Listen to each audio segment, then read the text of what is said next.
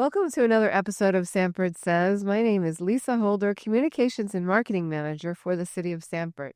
And today we have two incredible guests with us, Brady Lessard, who is our Economic Development Director. Hi, Brady. Hey, thank you for having me, Lisa. Pamela Lynch, who is the Economic Development Project Manager and the Sanford CRA Executive Director. CRA stands for Community Redevelopment Agency. Welcome. Thank you. We're so happy to be here. So today's topic is economic development, obviously, and we want to hear about all the wonderful things that are going on in this great city of Sanford. There's so much opportunity out there, right, Brady? And so Brady he knows from day one, what's happening here, and hot off the presses, right? Yes, there is some new news out there for sure. So that's what it's all about is economic development, and so. Can you share with us some of the great things that are happening in the city of Sanford? Sure. And again, Lisa, thank you for having us. I think one of the topics that we'll go ahead and start out with, because it's something that was in the media about 6 months ago, and it's been quiet since, but I can tell you the Seminole Town Center mall redevelopment is right on schedule. We have a brand new owner. The group that owns it is called the Ardent Companies. They are out of Atlanta. They have expertise in redeveloping properties and bringing them back to vital centers of commerce. So we're very excited. I can share with you that as recently as last week, Pamela and I sat down with their development team and some of the folks in our planning department to talk about one of the greatest retailers in the country, Costco. So there will be a Costco location. For anyone that's a local, they can kind of orient to where the Macy's was on the old Seminole Town Center Mall. The old Macy's will be coming down. They are demolishing that end of the mall for a complete redevelopment, primarily centered around the Costco. But some of the other retailers that are following Costco in are extremely exciting, and we can't announce all of those right now, but I can share with you, and Pamela would probably chime in here. These are some of the brands that everyone in Seminole County and Sanford have been asking about. They're coming. Okay, great. So a couple things. For those not from this area, maybe they're listening from, I don't know, Boise, Idaho. Where is the Seminole Town Center Mall located in Sanford? So the Seminole Town Center Mall is at the northernmost point of Sanford in the I-4 corridor. So it's directly adjacent to a number of primary feeders. The Greenway goes through there. The Wekiva Expressway dumps down into there. So the number of vehicles, the I-4 corridor, the number of vehicles passing this are about 165 to 185,000 cars a day. Right. Okay. So yeah, I mean, obviously an incredible location. It's an incredible location, and I will share with you that the current mall, as it sits today, is about 1.1 million square feet. Of that, only about 300,000 to 400,000 are actually being used. Those are Dillard's, Dick's Sporting Goods, Elevate, J.C. Penney's, correct. So again, this is an asset that is only performing to a very, very small percentage of what it should be. Right. I mean, it's a regional mall, right? I mean, you would say that, right? Correct? Because yes, they're building and developing so many apartments around the area. But I do want to say one thing. Like you speak of Macy's and that they're going. That's an end of an era type thing, right? When you were in economic development, I'm sure years and years ago, retail like that was very crucial to the economy. Right? Yes, we spoke about that thanks to what we call the A&P punch. The Amazons coming on board, and then, of course, P for the pandemic, where, a lot of things transitioned to online, where people strongly bought online, which closed a lot of local and national brands. But Brady's right. That site is underutilized, and the new owners have a great vision to bring that to optimum with the starting of a Costco, which at that part of the mall, I believe that's elevated. That site's even more elevated, bringing high visibility, as Brady said, along the corridor.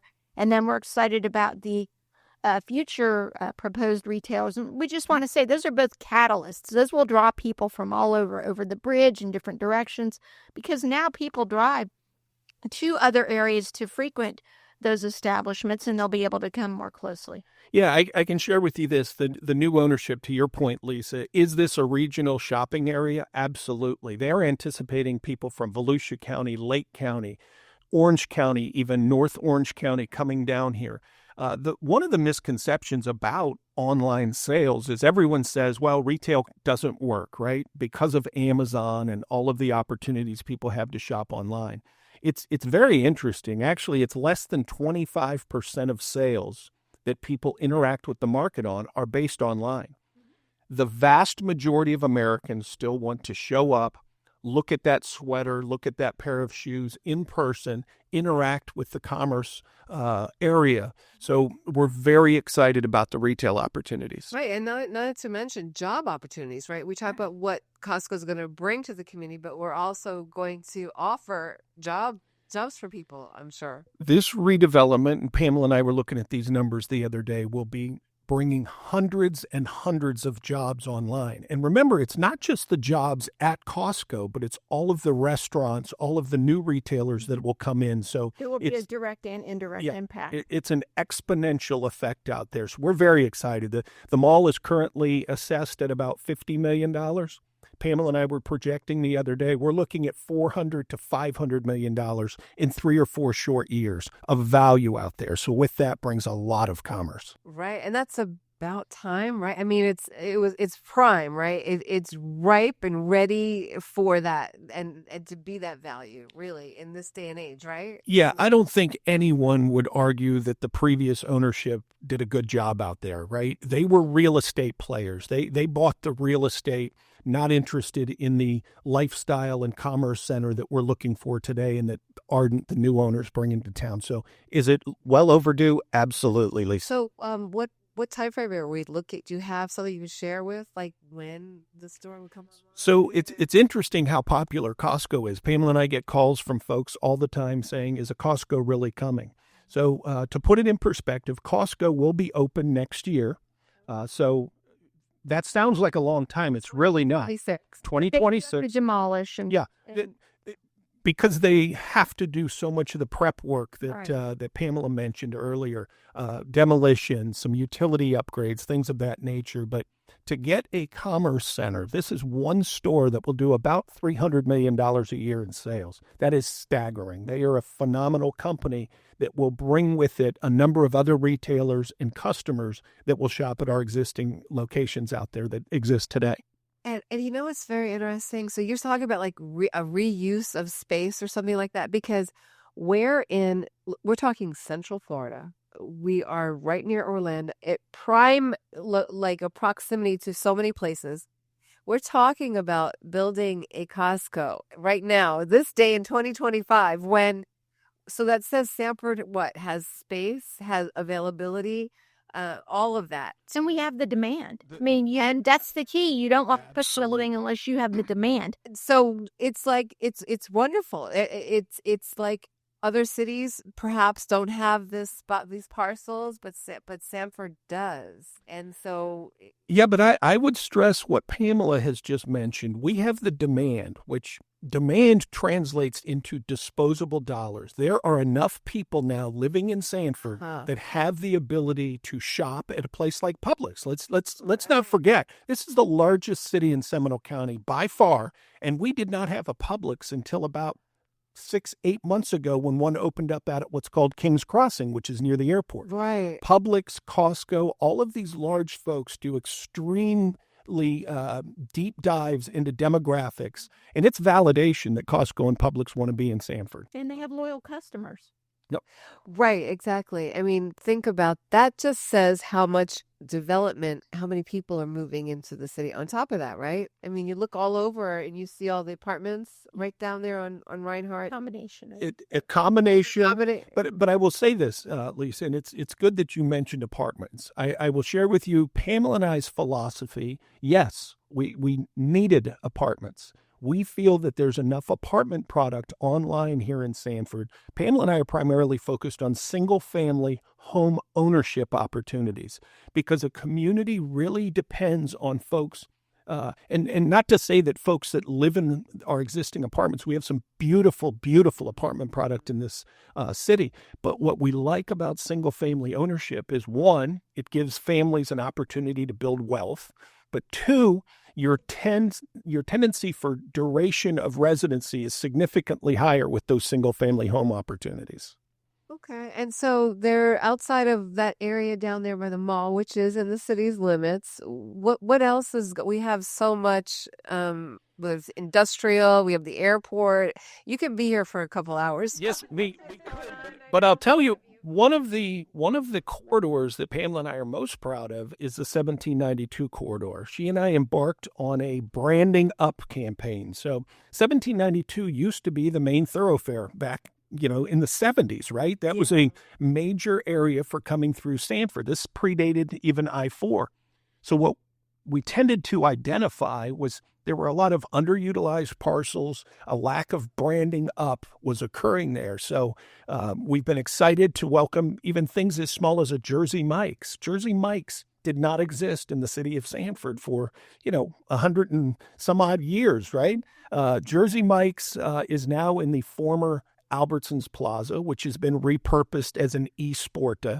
So we're looking to go in there and repurpose buildings, get buildings. A lot of folks call Pamela and I about the old Patio Grill. Patio Grill was a fixture in this community for many years. Their family made a decision to sell. So we're excited about helping a new operator open up a beautiful restaurant. Pamela and I were looking at some of the renderings the other day. So we're very excited about that 1792 corridor. Yeah, it's super nice. So Pam, we have the CRA, which is and it's an acronym for the Community Redevelopment Agency, but you work hand in hand in economic development, all of that to improve the community. Yes. Do you want to share the latest and greatest in the CRA? Well, there are some milestones happening, right? Absolutely. Let me just give a very brief overview. So the Sanford Community Redevelopment Area Agency was put in place in 1995. It's comprised of 514 parcels, about 378 acres. It's primarily the grid in downtown, with some little bit of jogging around of some of the roadways. But primary purpose was to focus on redevelopment in the area, to bring increased foot traffic down here, and to help with assisting building owners with repairing and fixing and improving their buildings with site improvements, whether we had a new construction grant or commercial redevelopment grant, a facade grant, and even had a special event grant program. On May 7th of this year, because we are going to be sunsetting December 31st at the end of this year. So on May 7th... What does sunsetting mean? Sorry to interrupt. The CRA board will literally sunset. They will no longer be able to meet as a board. They will no longer be able to vote on any items or spend any new debt or place mark any new debt for that. Okay, so the tax dollars that come into the CRA fund, what would happen to those monies that are going to the CRA now? Well, right now, what happens is every year we have like a rollover, which is a section of funds that we haven't used yet. We roll those over and the board decides where to put those funds, allocate them into the different pots. This year, we're basically at the end where new money won't be coming in anymore. So roughly the monies, what it is it's called TIF, tax incremental funding. So back when the CRA was formed in 1995, it's basically a snapshot at that time of where the tax base is, and any monies that come in above that amount go into that CRA for the parcels that are in the district. Okay. Within that boundary. Who pays that tax? Who is paying those TIF dollars? Just is it part of the sales tax? Amount. It's their normal tax amount. No additional monies are paid by anybody that are in the CRA. It's just a matter of where the monies are distributed. So approximately, there's a big formula utilized, but we'll roughly say about 60% goes to the city, 40% goes to the county. So what happens is the goal for the city is to wisely and effectively spend those funds prior to sunset. And so we're doing a very good job with that. Brady's been great in helping with us going through all that as well with the CRA board and, of course, our finance director, Cindy Lindsay. So we're getting to the point where we're shutting down, and we've got monies allocated towards different large projects coming up. And so therefore we felt it best, or the board, may I say, brought consensus to close all grant programs at that time. Okay. And I would say this, because this is something Pamela and I talk about a lot, and I don't think it gets enough mention. She mentioned the board a number of times in what she just described. Let's not forget and be appreciative of the hours. I'm talking thousands of hours. These are 5 volunteers. Sometimes that's a misconception. People think, these folks that are on the CRA board or any city board get some sort of compensation. They do not. So these are 5 either residents or business owners in that CRA district that over the years, there's been a number of different ones, different boards coming in and going out. But these are thousands of volunteer hours being stewards of that CRA money that Pamela is speaking about. Right. That's right. What's important to say, though, is people may not realize this, the streetscapes that happen downtown, they are the catalyst to all this. Right. What you see in downtown Sanford now primarily started with the CRA. The CRA has been a big part of it. The city's also received grants from different things to be able to do projects as well. But yes, primarily the CRA has done many streetscape projects, many improvements that you see, many of the buildings, murals, facade grants, construction, the building of the San Leone building at the corner of 2nd and Palmetto. We helped with that in the construction grant. That property sat vacant over 100 years. It used to have a hotel on it. Right. So, I mean, it's pretty amazing when you think about that. It is. And so currently there is another streetscape, the last project that you all are doing, right? Right. It's starting, I believe, this week. That's along 2nd Street from Sanford Avenue to Oak Avenue. And that will be very, very exciting. It has a combination of everything from lifting the bricks and relaying them to increased electrical because as you know, there's a lot of food trucks and a lot of events that are held. So we want to make sure that we have the additional electric and those type of things to make it easier for those that want to hold events here. Lighting, all types of things, some more parking and those type of things, and some ADA accessibility that we're going to go ahead and increase as well. Right. Improve. Yeah, I mean, it's going to be, it's really night and day when you see, you think, okay, what are they just changing some bricks, putting a couple benches here and lighting, but it really changes the ambiance of and that's a good point, Lisa. You just said night and day, and I keep referring back to some of the phrases you use, but Pamela and I and you were just in a meeting where we're talking about market lights coming all the way from French Avenue, which is our 1792 corridor, all the way into Oak, right? And what that does is it changed the aesthetics of that corridor, and it'll start inviting people. You know, downtown, some people feel like, well, it starts at Oak and then goes over to Sanford Avenue. But what Pamela has kind of spearheaded with her board is let's extend that downtown corridor. You've got Ace Cafe coming in. You've got all of this redevelopment that we would like to see occur all the way out to French Avenue. Right. And so speaking of that, so the proximity of or the CRA boundary, so to speak, is that, well, it's like it's mainly downtown for those listeners. And so, yeah, and for good reason. I mean, it's a heartbeat, right? Usually they say something about, and I may be wrong here, you can correct me, but what a vibrant a downtown is depends. Brady, do you know what it's the heartbeat? I would say Main Street is more important than Wall Street when it comes to living in a town or county anywhere in this country. I truly believe that. Okay. All right. Well, so that's some really great things, the mall and what you have, the CRA and the streetscapes and things like that. Is there some other, can you share what's happening, just maybe something briefly about the airport area and then... So the Airport Authority, which again has 9 volunteers, all of which are appointed by the mayor and ratified by our city commission. So the 9 board members run the Sanford Orlando Airport, right? The incredible thing about the airport is one word: it's opportunity. The thousands of acres that were formerly a naval air station. Lisa, you know this. You're a Navy vet, right? But the opportunities to create jobs. Listen, here's an interesting statistic. The city of Sanford, again, the largest city in Seminole County, has never had a hotel east of 1792. It's crazy. East of 1792, no hotel until now. We are opening a 115-room hotel right on East Lake Mary Boulevard in that corridor that's seen a tremendous amount of single-family housing growth. There will be a hotel opening there to serve both the airport, the Boomba Baseball Complex, and now, for your listeners, Seminole County is talking about an indoor sports facility that will be a massive impact, bringing in tourists and serving the residents that are already here extremely well. Okay, well, that's fantastic. So I know that you all are super busy each and every day, and you're always out and about, wheeling and dealing with the city of Sanford. But Pam, you have office space in our information center, correct? and for a specific reason, right? You're there to be in the heartbeat of everything. People have questions and things like Lisa, you're exactly right. We're at the information center, and we're a one-stop shop, if you will. Sanford, we do have a presence there. So economic development and CRA, we're there. We also have Sanford Main Street is there.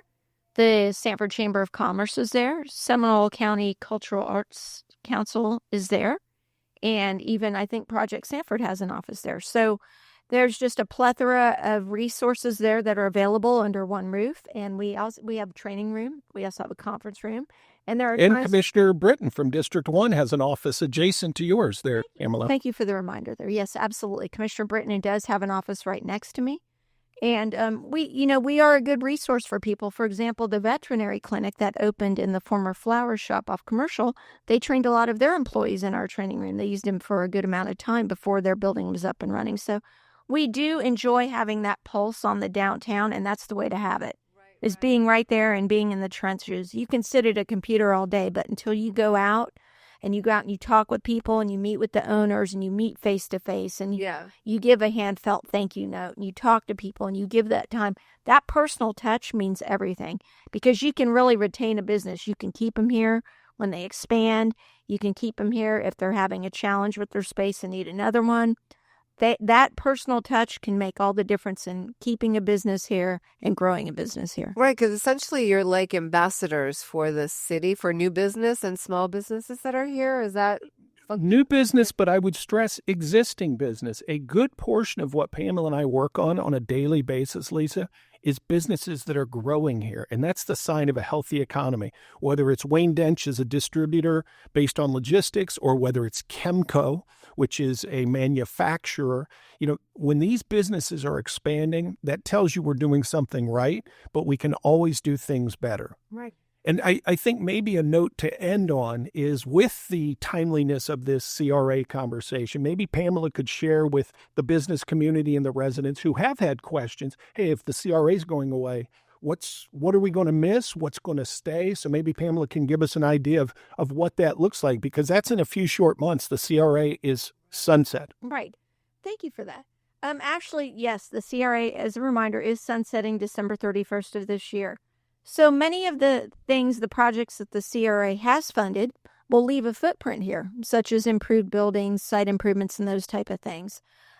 Special event grants. When we have had applicants come in over the last year or two, we have specifically mentioned even ones where the CRA board chose to proceed with funding assistance, and again, for city costs only, they were told about the sunset. So the whole goal, really, when the CRA was helping special event applicants, was to kind of get their feet under them so that they would be able to subsidize it in some other fashion. So except for, we do have those 3 signature events, and part of our joint work session at the end of August, when we'll be meeting between the City Commission and the CRA, we're going to talk about our recurring expenses. So the 3 signature events, as a reminder, are the Martin Luther King Jr. Banquet and Festival, the St. John's Art Festival, and it has been a live after 5. So we'll be meeting and talking about which ones. And the trolley is always a question that we hear quite a bit about. So. The trolley is our largest recurring expense, and we can show ridership numbers all day long with that trolley and Amtrak Auto Train. Many people don't realize we have an Amtrak Auto Train here. Runs daily between Lurton, Virginia, and here. So when they get here, guess what we do? We bring them on down here. We have large lockers at the information center. They put their luggage in there. Then we give them a key, and they go walk around. And guess what they do? They spend money in our downtown. Yeah, and it's free to the consumer. That's right. Free to the consumer. That's right. So you'll be talking about what happens that, but it's wonderful. You can catch it at our, of course, you take the Sunrail up here to Sanford and get into downtown Sanford. We have a large footprint, like 6 or 7 stops in downtown. It's really cute. It's an authentic trolley. Right. Well, not like one you see in San Francisco, but I mean, it's the trolley. The trolley services are centered around the Sunrail schedule. specifically. Yeah. And so real quick, what about partnerships in the community? I know you work with the Chamber of Commerce. There's the economic with Seminole State College, correct? I know there's a lot of things that you want to just talk real quickly about that? And how, Well, I've got a couple partnerships I should mention, and then Pamela does probably as well. But what we're looking to do is develop those partnerships. So HCA, our hospital, one of the largest employers in downtown Sanford, and people kind of forget, again, because it's a little bit on the west side of downtown, but we're looking to expand our partnerships. We have some very exciting things. HCA has a phenomenal new president, gentleman by the name of John Gerhold, who was recently taken over, and he's looking to get much more involved in the community. I would like to see Allegiant Airlines get much more involved in the community. We, as an airport, are their East Coast hub. So their West Coast hub is in Las Vegas. Their East Coast hub is here in Sanford. So people forget Allegiant Stadium, which is in Las Vegas, where the Raiders play, is called Allegiant Stadium, not for free. They are spending about $20 million a year for naming rights in downtown Las Vegas. I'm not saying that we need $20 million a year here in Sanford, but there are some very, very good arguments to be made for Allegiant benefiting from having a better relationship and us doing the same. Okay. Well, I'm going to take a different approach on this one, although that was wonderful. Seminole State College, their film department, we have been partnering with for a few years. And you might say, well, what could you possibly be doing with them? Well, the film industry is extremely difficult to get into. It's one of the most difficult industries, entertainment in general. And so these students, it's one thing to have on their resume, their education, but having that experience coupled with it is really key. So Brady and I spoke about it, and we reached out to Seminole State College's film team. And what we do is we go out and we film business spotlights with businesses at no charge to them. And so what this does, you might say, well, how does that help them? We do not limit them on how they use it. They can have the business video on their website. They can put it on social media, the finished product. And these businesses are so thankful because it saves them thousands of dollars of marketing dollars that they may not have. Because as you know, especially, and we filmed both well-established businesses, we filmed new businesses all over the city. So it's not specific to downtown. We have one coming up June 11th. We'll be filming with the St. John's River ship. So we are always, and we just recently filmed Diversion, a little store in downtown. So we are always looking at doing that. And it helps the students. I always give them our business cards afterwards and say, please put us down as a reference. And it was a pleasure working with you because that really helps them. Okay. And speaking of business cards, and how do people contact you both if they have a question? So that is one thing I think Pamela and I are very proud of. We return every phone call. You usually get us on the first call. Both Pamela and I have cell phones that are pretty well distributed, our numbers there, but please email us both. Here at the office, brady.lessard@sanfordfl.gov. Pamela's Pamela Lynch, pamela.lynch@sanfordfl.gov. But call us anytime. And listen, it's just as important for us to hear complaints or frustrations as it is to hear compliments, because that's one thing we are committed to, is always trying to do things better and more efficiently for the customer who is the citizen of Sanford. Well, sometimes we can get something over the hill for them, too. We can really figure out what the issue is. Sometimes there's a miscommunication where they were provided information and they just don't understand what they need to do to get that BTR or to their business tax receipt, or they don't know how to get through, they're through the planning process and they don't understand one of the comments. So Brady's right. I mean, we are key in that. We're their voice. We try to help them the best we can. Now, if the complaint is too big or brutal, it's lisa.holder@sanfordfl.gov. Okay, I'm sliding down my seat here. All right, well, but you're the ombudsman, and Sanford's open for business, right? Sanford we would end on that note, right? Sanford is open for business. I think it's a wonderful place to live, work, and shop. And let's focus on shopping as we go into this summer season. I'm game for that. How about you, Pam? He couldn't have said it better. I agree. Yeah. All right. Well, thank you so much, both of you, taking time out of your busy day. You're here at City Hall, and so we're grateful to have you here. And thank you again. Thank you, Lisa. Thank you. This is Lisa Holder, Communications and Marketing Manager for the City of Sanford. Thank you again. You can find this podcast on the city website at sanfordfl.gov. Brady and Pamela's information is found. Contact information is on their website and department information and everything. It's a great resource. Thanks again for listening. We'll see you soon. Have a great day. Bye now.